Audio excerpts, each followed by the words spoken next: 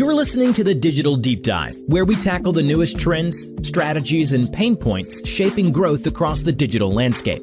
From Amazon and D2C to international expansion, join our host and e-commerce leaders across multiple industries for in-depth discussions on how to maximize your brands in the digital arena. Now, here's your host, Aaron Conant.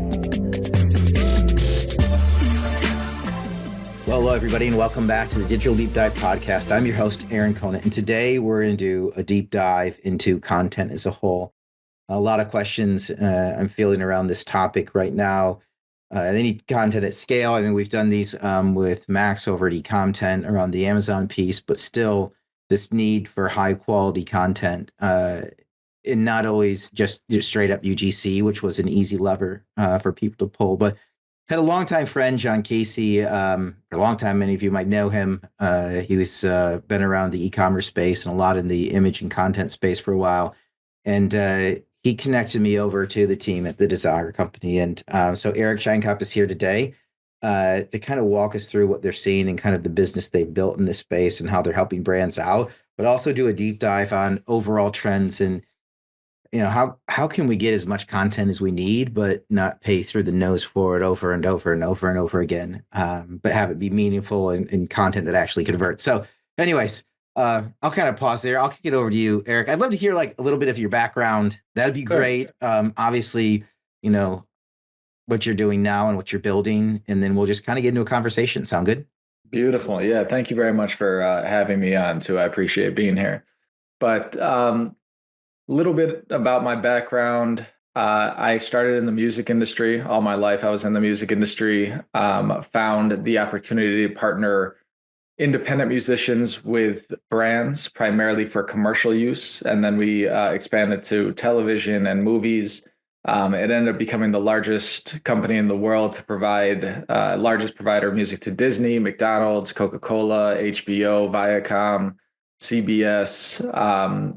We expanded internationally, and then I sold part of that company to Coca-Cola. I went internal. We did the activations at multiple Olympics, multiple World Cups. So really got a deep understanding of entertainment partnerships and what the real use was to connect with the consumer beyond the product being sold, become a part of their life, become meaningful in some way, whether it's just them having a conversation about your brand throughout the day with their friends, or relying more and more on your brand beyond, again, the product, so that it plays a meaningful role in their life. So and music is the way to do that, though, right? How genius is that? Yeah, music is emotion. I think anytime you see something visual on screen, music is supposed to connect the consumer to the emotion that's happening on screen. Yeah, because none of us remember anything from our fifth grade history class. Right. But I remember Vanilla Ice. Yeah. Right. And his songs. Yeah. You remember the jingles. I mean, there's science behind it as to why they're memorable, 3 notes, 5 notes, mnemonics. One of my favorite programs that we did was, it was called 52 Songs of Happiness. And we took the mnemonic from Coca-Cola, 5 notes, and I had 52 different artists from 52 different places around the world create 52 songs about what made them happy and inspired them about their hometown. And then we partnered with Spotify and we released 1 song every Friday of the year. And what ended up happening was people started looking forward to the new drop. It was like the coolest new artist in whatever country or whatever territory. They were always really good songs, but what was really almost, a little creepy about it is they were all Coke jingles and they just sounded like pop songs, but they all had the Coke branding in it. So it made people subconsciously react a lot better when there was a regular Coke commercial with that mnemonic. So there's a lot of things that play there that were really interesting. I had 2 books published by Macmillan about entertainment marketing, connecting with your consumer beyond the product through music and in other ways. And then that brought me to create the Desire Company, which is where what we do now is we create content, video content for brands. But I wasn't able to work in music because I had a non-compete when I exited the company. And I found that, you know what, I know a lot of really interesting people behind the musicians.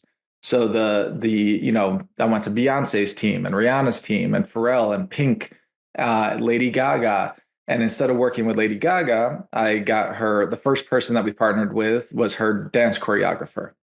And, did some content with him for brands. And then we moved on to the physical therapist and the makeup artist and the hairstylist. And now the Desire Company has the largest community in the world of cross-disciplinary experts, literally anybody from veterinarians, podiatrists, optometrists, to makeup artists, to NASA astronauts. And we partner them with brands. We create content for bottom of the funnel. It's not influencer content. It's not awareness. It's supposed to live on the brand site, on the retailer site. And it's been proven to convert significantly higher. So it's not not UGC, because it seemed, as we kind of picked this apart, there's a lot of UGC influencers, micro influencers, affiliates, all this fun stuff. So it's not that piece. Not at all. No, so everything we do, we bring them into the studio. It all looks like a television commercial, but it's built for commerce, specifically, scientifically built for lower funnel. And, that's the big thing with content. Everybody says, yeah, you need content, brands need content, retailers need content, and they don't really differentiate the types of content. And what needs to start happening is understanding what type of content is right for your shopper in various parts of that funnel, in various parts of the consumer journey. And, influencers play a solid role when it comes to awareness. UGC could actually help drive some traffic, create more intrigue.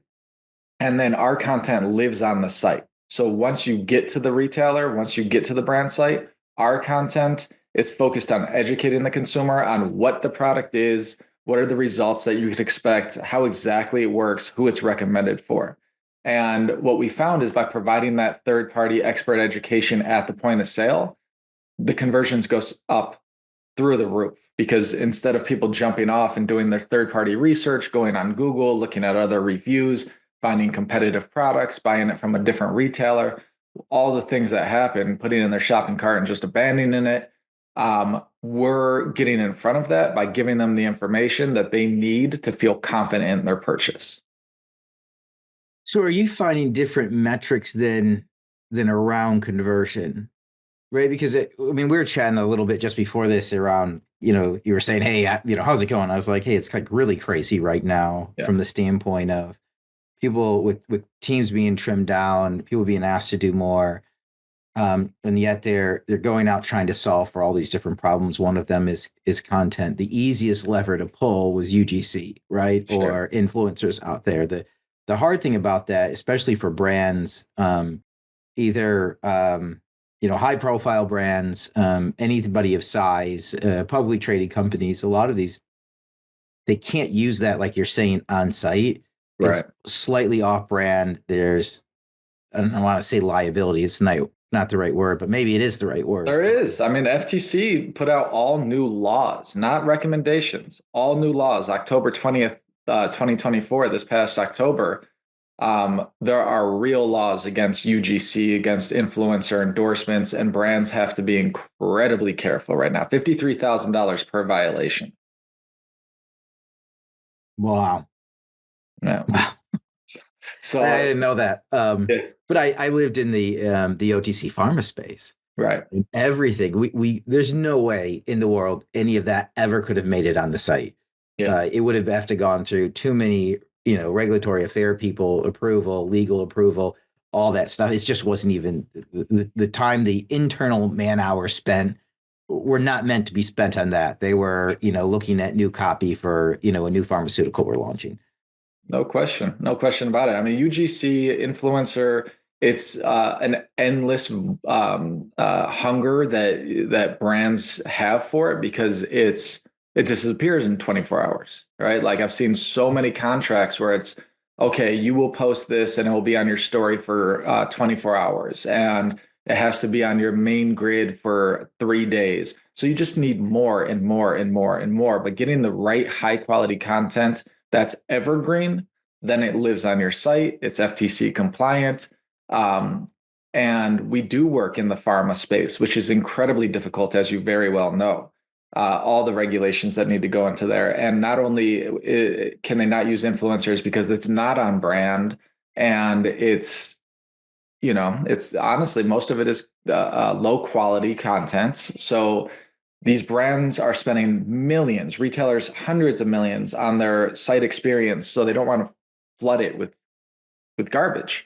And so giving them, one or two or three pieces of content that actually help inform rather than focusing on influencing, or really inform your consumer, that's better for the pharma world, but it also works across all industries. Yeah, didn't Amazon just like deprecate that part where they had all their a bunch of UGC content trying to promote, but it wasn't driving any kind of increased conversion whatsoever. It was just kind of a pain, I think, for Amazon to maintain and keep filling with new content. Yeah, Amazon put something out that said if you have 4 videos on your site, you get a 40% reduction in return. But again, for videos, what type of videos? It's not all videos are created equal. They are far from it.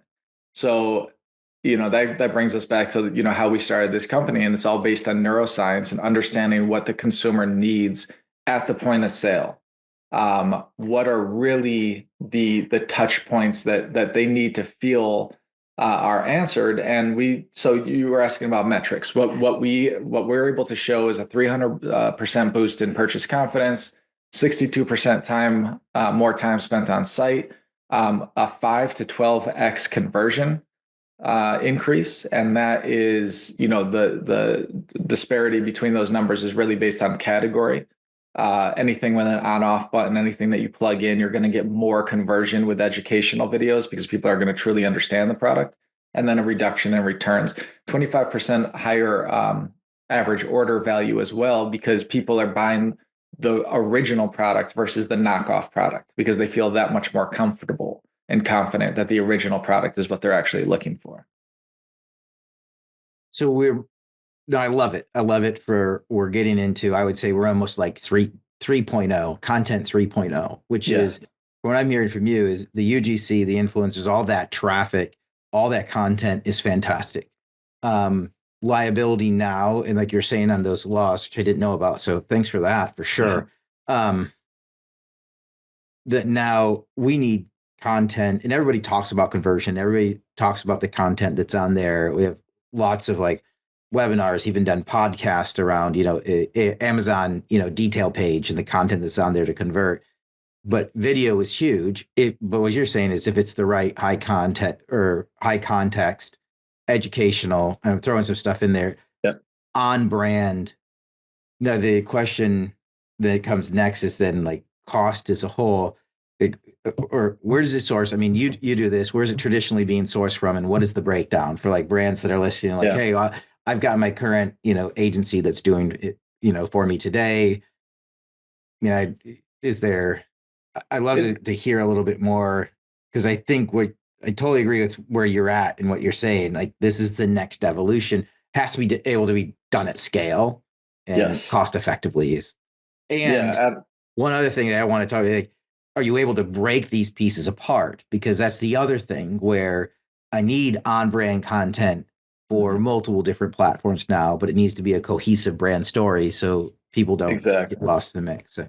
Got so many questions for you. This is awesome. No, that's great. You just touched on everything.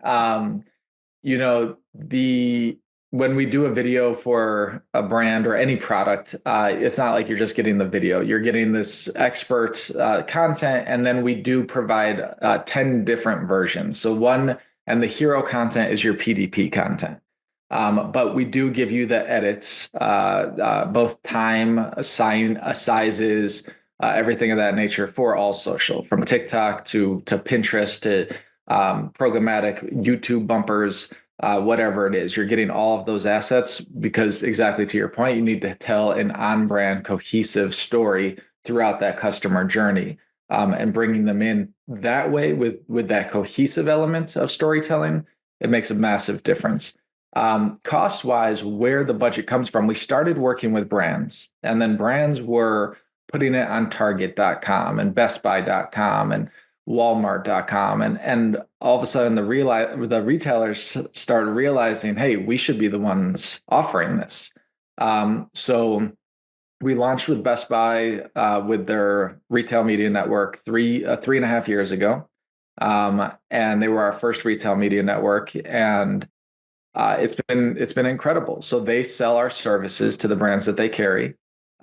We are now live with Tractor Supply and a number of really big retailers who are trying to enhance the offering that they bring to the brands through their retail media network. And what's been really nice to see is like certain brands that we've worked with through Best Buy, they've taken our content and introduced us to Target or other retailers and said, I really wish you guys were using this company because I would like my spend to go towards some of these videos. Now, becoming a package as table stakes for any new launch, that's the most beautiful thing and way that we could operate. Because the brand is already committing money to a retailer and then our package is included in that. But we also do work with the brands directly. And again, the cost is more expensive up front, but it ends up being a lot less because you're getting this evergreen content that continuously works across multiple channels versus UGC, which constantly needs to be refreshed and you need people to manage that and check to make sure it's on brand and that it's not liable and you never know what you're going to get. This is a consistency that brands really appreciate.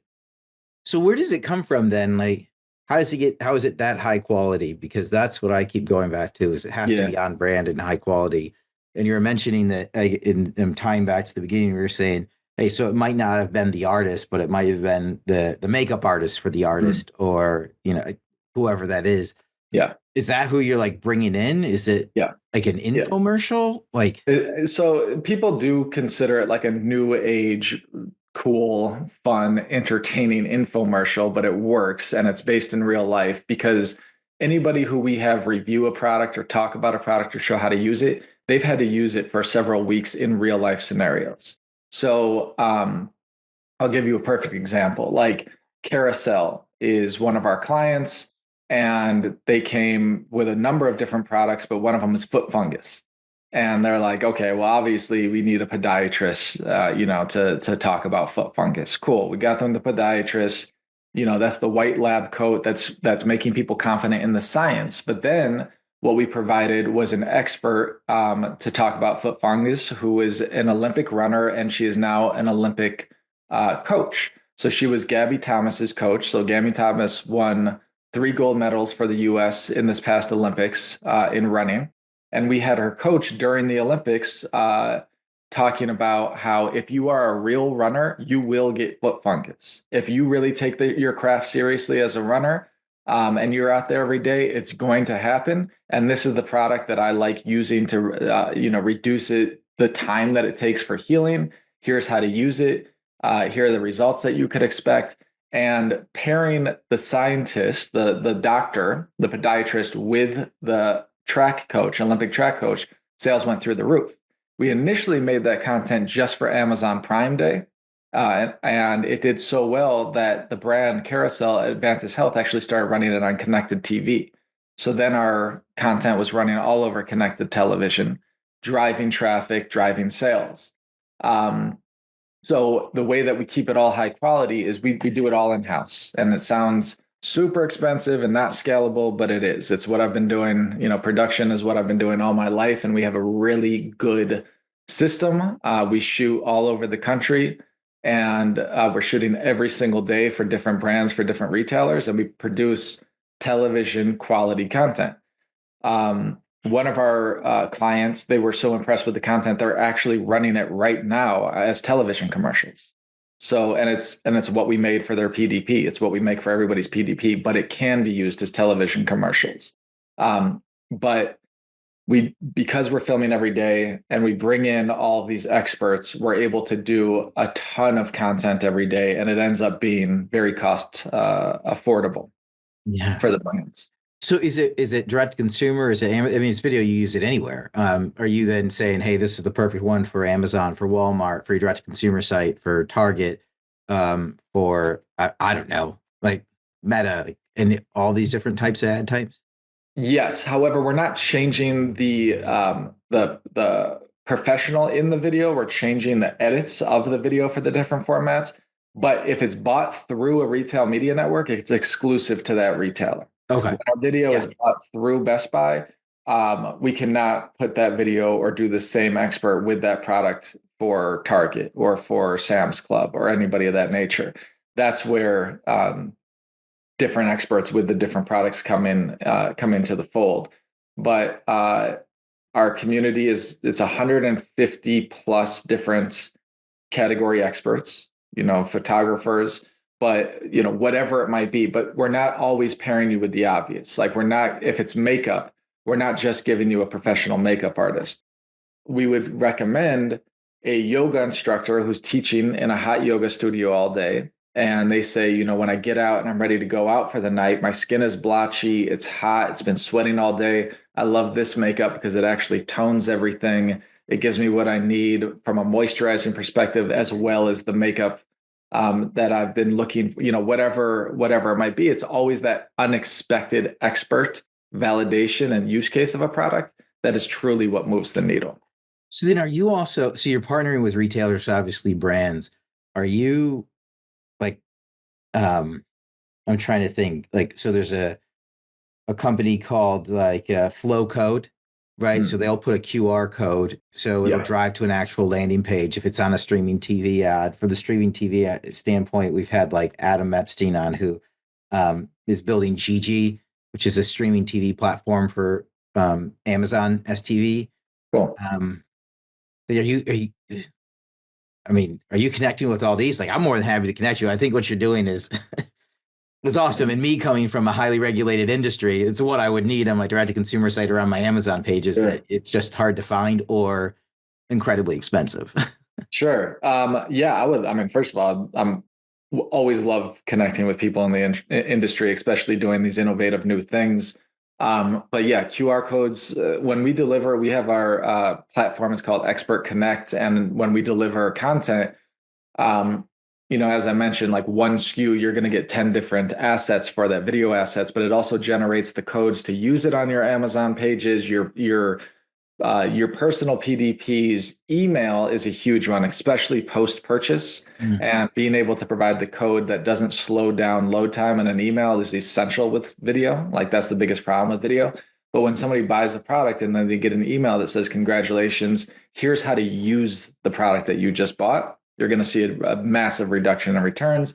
And then it also generates QR codes that are shoppable, interactive. That being said, we are more than happy to provide that content to work on anybody's platform, or they could host it, we could host it. Doesn't matter to us. We love seeing the data. So as long as we'll collect the analytics if you're using our hosting, but if you use your own hosting, the only thing that we want is, we know we increase sales. We know we increase conversions. I just want more and more data to keep telling that story. Yeah, no, it's awesome. I've been picking your brain for a while. Like, do you have any questions for me? Yeah. So I know it's wild and it's the Wild West. And I love what you said right now, that it is more chaotic since the pandemic. And my question, is that purely AI? Is that because people jumped too fast at the technologies that when they were coming out of the pandemic, and they're now having to clean up their systems and get off of other people's managed services? Like, I know there's grocery stores that are completely dependent on Instacart to run their entire e-commerce. And now they're like, what are we doing? How did we get in this situation? And how do we get out of the situation? What are you seeing that makes it more as crazy as it is right now? Yeah, I think it was that FOMO that hit, a year into the pandemic. And that was combined with, there was a massive increase in the amount of tech that was out there. And at that point in time, everybody's like, oh, look at AI, machine learning, but it really wasn't. It was all the Mechanical Turk, right? It was all, they pretended, right? The info would go in, it would go overseas, hands on keyboards overnight, and would show up as an answer in the morning. Mm-hmm. And so those weren't scalable. And so there was a lot of new tech that popped up that was using that was getting funding. And a couple of things happened with that is it muddied the waters, where who was really out there doing it legitimately. And there wasn't a lot of AI and ML really executing at that time. So it wasn't scalable without getting really expensive, which we know now that profitability is the number one conversation I'm having with brands. They're like, hey, I'll say, hey, what is it? What are you trying to solve for? Like, how can I help you out? And they'll say profitability. And I'm like, okay, we can go 18 different ways with this. So as those things scaled and they got intertwined and everybody signed up for everything, yes, they had very, very bloated tech stacks across the board. And then what started happening was a lot of those businesses went under because they weren't sustainable and it wasn't real AI or ML. The other ones that were growing, they were growing, but they cost a lot of money, which again, from the profitability standpoint, people just can't keep around. And the next thing that came on was you had these platforms that had been designed and they were rules-based platforms. So it's kind of like a fake AI. But you could, hey, if this solve for this outcome, use these rules to get to an outcome. And what can happen with AI and ML, a lot of tech right now, is getting put on top of that. And the issue with that is you're solving for an issue using rules, not just solving for the issue the best way possible. And so you have this new level. So we have a bunch of people who went under because they weren't AI ML at all. It didn't look like it at all. Now we have this rules base that were good, but they're trying to put AI on top. And then the next phase that's sitting right now is true AI ML at its core. And so people are trying to unwind this mass, evaluate how good this one's running for right now. And at the same time, and then this is not cost effective. And then now we've got AI and ML, which is really cheap. But again, very early on, people don't trust this for image generation right now, right? Lots to do with text, but imagery, it's hard for people to wrap their head around. So they're hoping for that in the end. And at the same time, there was a lot of workforce reductions at the end of last year. People just don't have time. They just don't have time. So that's a lot of the chaos that's out there right now. And what do you think about one area that I'm fascinated in is the AI influencer. And it used to be a novelty, and now you're seeing it more and more, and people bragging about how, like, yeah, check out this commercial. There's nothing real in it. The person isn't real. The voice isn't real. And I know when you think about your background in pharmaceutical, like that's probably got to be one of the scariest things that you could. You hit the adjective. Scary. Yeah. But what about everyday regular brands, D2C brands? Do you think that they actually will be replacing influencers? And the reason why I say that is people went to influencers because of the reach, but the algorithm is now suppressing reach unless you pay. So if you're going to pay, why work with an influencer if you could just create your own that does it on your timeline and says exactly what you say? What do you think about that trend? I think it will continue. The algorithm, right, is what you have to cater to. You have to cater to it. And what's if you think about how far we've come just since ChatGPT was launched and the uptake of that and Perplexity, it's crazy. Like I use ChatGPT, plan vacations, like I use it all the time. It's replacing Google. And so what I think is going to happen, obviously it'll lag behind AI just a little bit, but you're going to get these really smart, like people that like to try new things. And you're going to see this skyrocketing of brands, and people are going to scratch their head and say, how did they ever do it? Yeah. They're going to be using these AI influencers. It's almost like a gamification until somehow if somebody comes in and cracks down and says, hey, none of this is real. We need to pull it back. Until that happens, I think people will start using it. It's too easy to do. Yeah. It's too easy to do. It's too easy. It's too cheap. It's quick. Yeah. But it's got a long way to go. But you said something that, like, it makes my stomach churn every time I hear it, although you're absolutely right, is you have to obey the algorithm.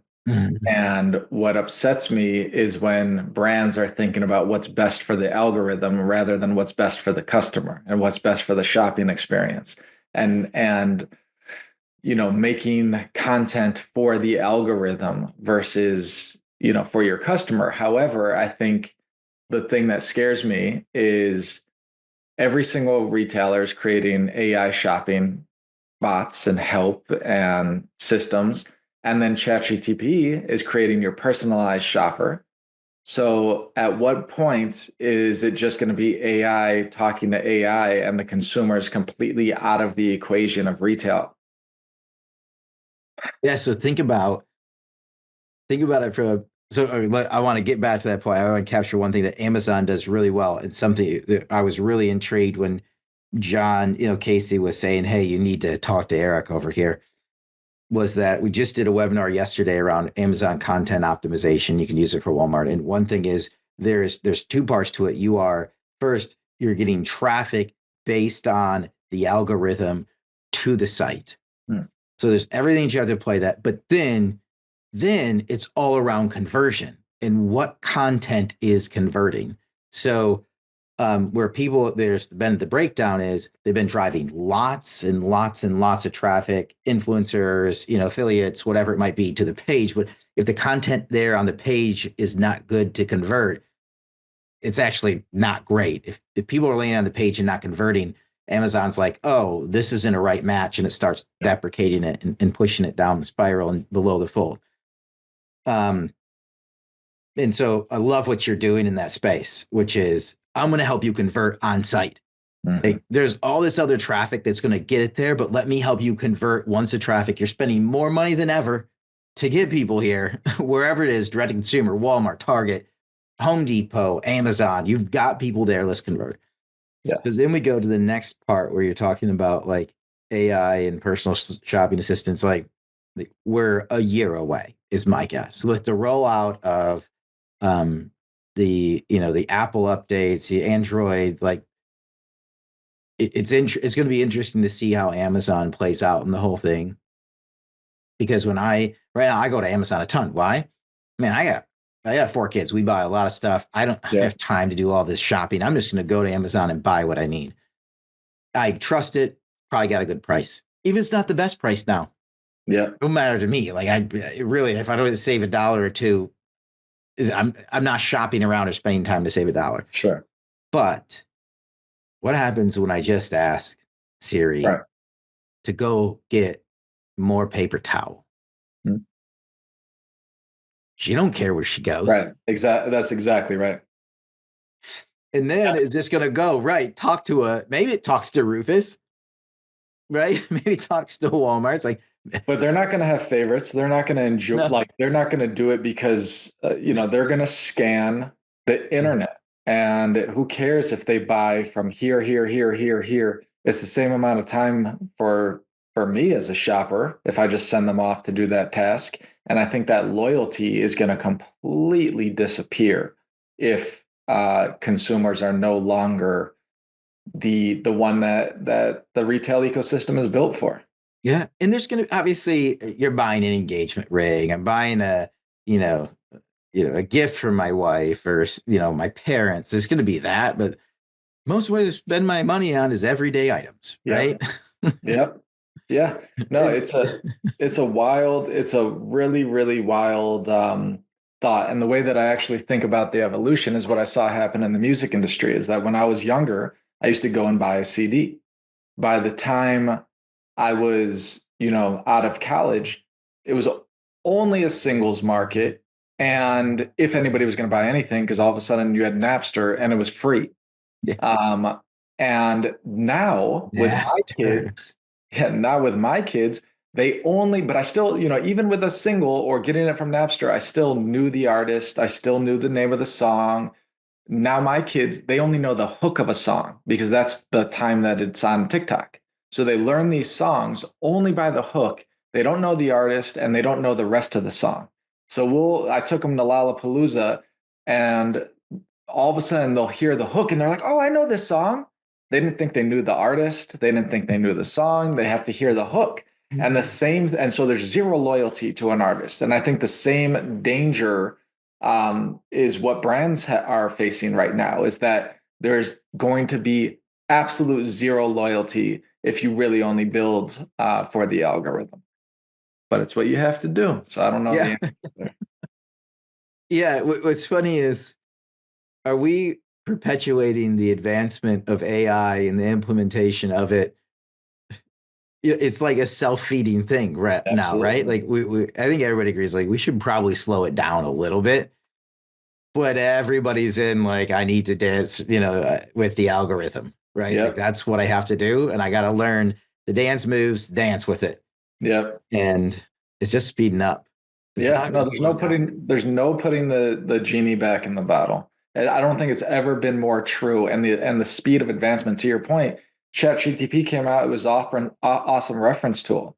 Now it's 20 years advanced in the last year. I use it almost every day.